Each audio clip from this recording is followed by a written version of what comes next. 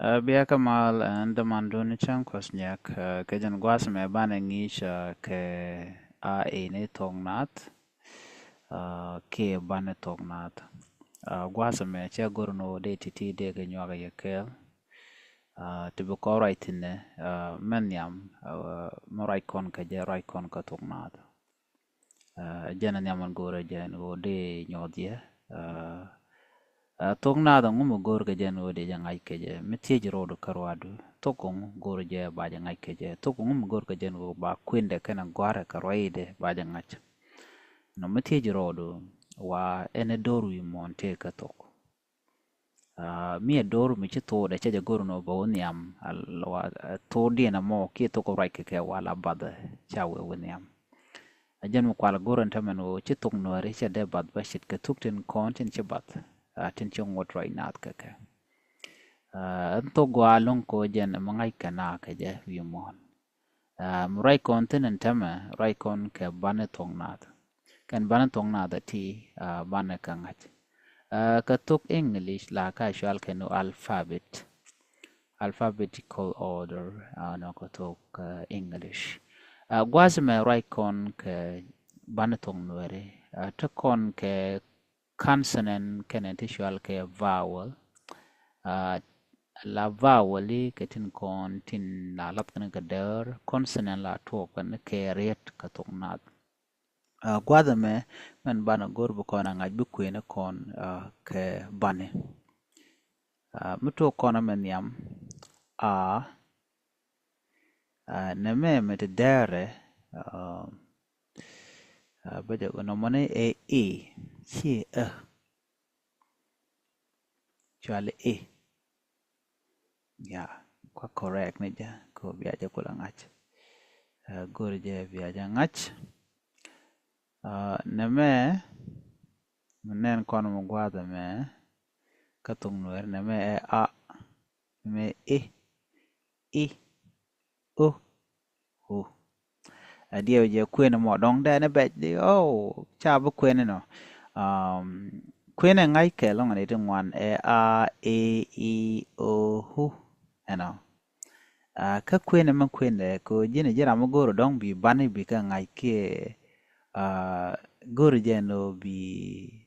ta danen deria deja gor ke je deja gor di ke deja kwene de mo goro je no bi do dan di ba di je nang ka je ala jawde te ka jawan men chung juch ke jawdan be ber je me chawo a amone cheke ko te gariete gwar ken korun shi charu king ya du sharo da bigak men kwala shole confusion bi te ka dilemma ka ngo sha ba me shale ke ke jamo ka shale nyo gwar ke ala ekel kero jen la deg dien telam do dien tiaga long bi ngaj kene mu kwene ka gwasa me ka jantung nuer mu rai kon ga kwide me bi ngaje no kwene je ka ta gor ka mandana cha gor ka kan ta dan bi riet bi yo gor ka je ne me e i o u e i o hu yo jen kwene ngai kon long okay gwa ba kwene ka e i o hu wa ya ba pa ma wa ya ba pa ma menang je kanang da di nang je lo cha ja pet me pet je me chi pet bi kwena wa ya ba pa ma me pet je bi gorno wa ya ba pa ma na nga nya ra na no nga nya ra da za ta sa la da za ta sa la ka ga ha sha ja ka ga ha sha ja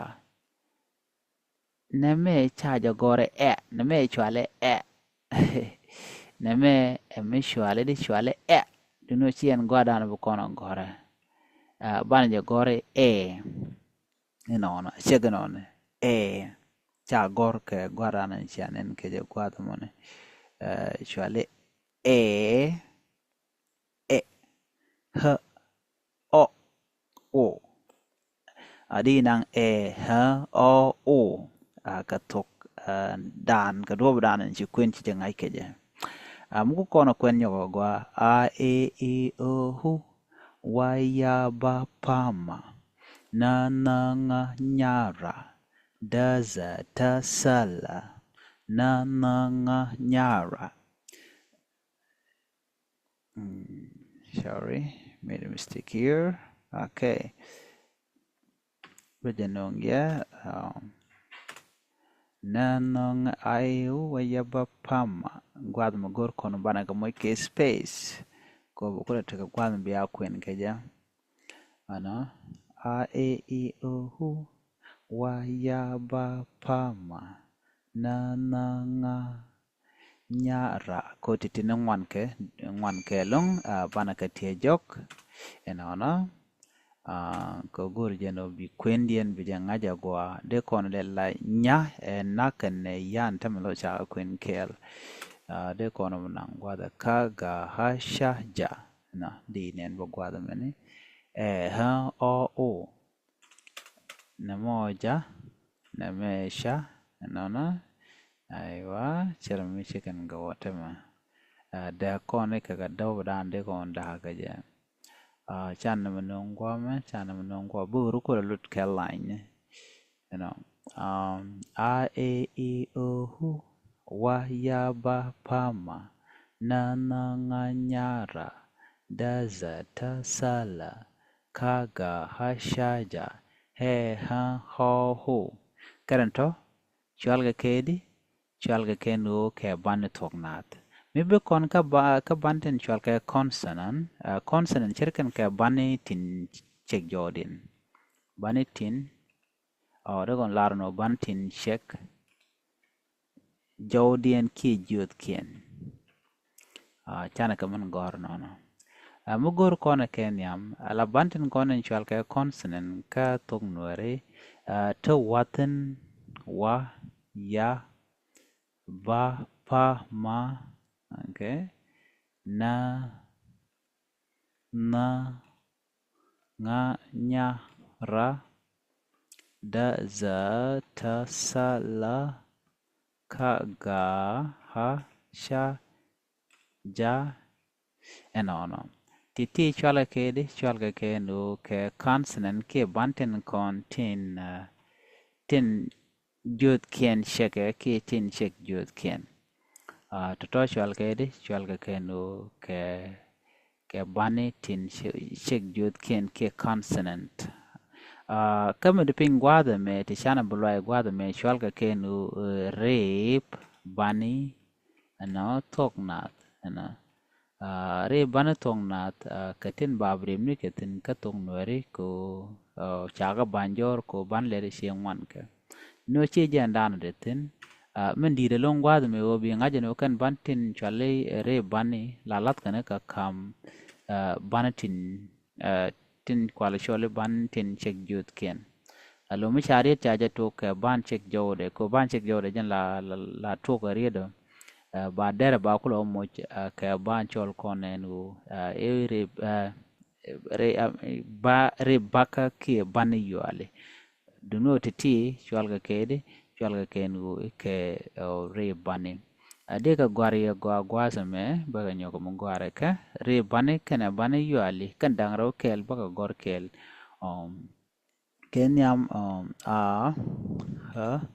to kon ke ha en chana tere gor o ke ho vi gor to kon ke ha gwada me vi goro jin vi ka ngach ko go ke lo ngode ka ngach to kon ke he na ke to kon ke he cha pinda ke gwada mo to kon ke hi to kon ke o ke ho ana ko kan titi shalga keno kere bani tong nat kana bani yuali ke bani yuali men bungaja longo ngore bi cap o bi ngaja no kan bani dialati ti chenenti o ba riet ba ja gor keke bani yuali lalat ne ga darit ka chano dan man moy ka mongor kono gwada me de kon lele shat misha ka cha gor ko ka poinde ba en check jode ki consonant kene a ke ka ba choldi ne chala kak de chola kak ka de chol bo an go kak ana kak kana kak mich kon lel go kal kana mo kar tak de kon in yo gwar nyong okay chanaran moch kan vì ngách te ten chi janana gorno de nyot ye jo ke jan gwasa me ana gwaye bana je kama do dien ana shuye perwe kwa demonstrate ne do bodan de tongno de ngai ke ja gori more video gore be subscribed ko bide ko ken ben kanong listen me can prepare long dundo you can catch up command tin ani biya te kamal bye bye